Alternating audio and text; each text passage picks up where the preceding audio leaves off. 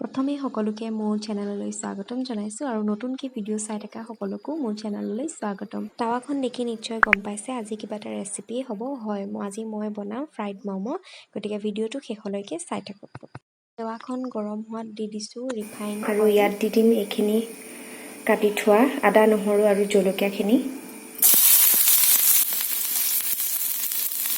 আদা নহৰুখিনি আপোনালোকে ভাবিলে মানে খুন্দনাত খুন্দিও ল'ব পাৰে। মই এনেকৈ লৈ পেলাই ম'ম'টো খাই ভাল পাওঁ, সেইকাৰণে মই এনেকৈ লৈছোঁ। আৰু ইয়াত অলপ দিম কাটি থোৱা পিঁয়াজ, গোটেইখিনি নিদিওঁ, অলপমান দিম। এইখিনি অলপ পিঁয়াজটোৰ কালাৰটো চেঞ্জ হৈ গৈছে। এতিয়া ইয়াত দি দিম হালধি অকণমান আৰু অলপ দিম নিমখ সোৱাদ অনুসাৰে আৰু অলপমান দিম জলকীয়া গুড়ি। জলকীয়া গুড়ি বেছি দিয়া নাই, কাৰণ আমি কেঁচা জলকীয়া তাত দিছোঁৱেই। আৰু অকণমান দি দিম জিৰা পাউডাৰ।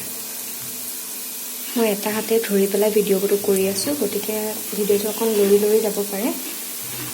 ধুনীয়াকৈ সৰু সৰুকৈ লাডু কৰি ল'লোঁ আৰু এতিয়া এইখিনি ধুনীয়াকৈ বেলি ল'ম। তেল দি দিছোঁ কেৰাহীত আৰু তেলখিনি গৰম হৈ লৈছে। প্ৰথমে আমি ম'ম'খিনি ফ্ৰাই কৰি ল'ম।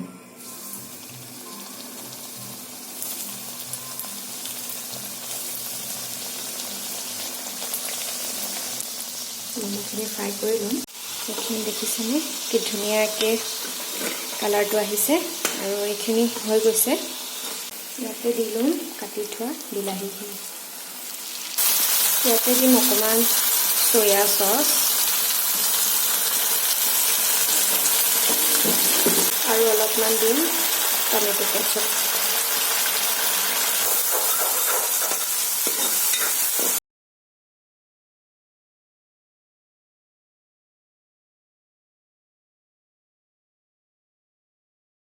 সঁচাকৈ খাবলৈ বহুত টেষ্টি হৈছিলে। আপোনালোকে ঘৰত এনেকৈ ট্ৰাই কৰি চাবচোন, বহুত বেছি ধুনীয়া লাগে। আৰু ভিডিঅ'টো যদি ভাল লাগিলে লাইক, কমেণ্ট এণ্ড ছাবস্ক্ৰাইব কৰি দিব।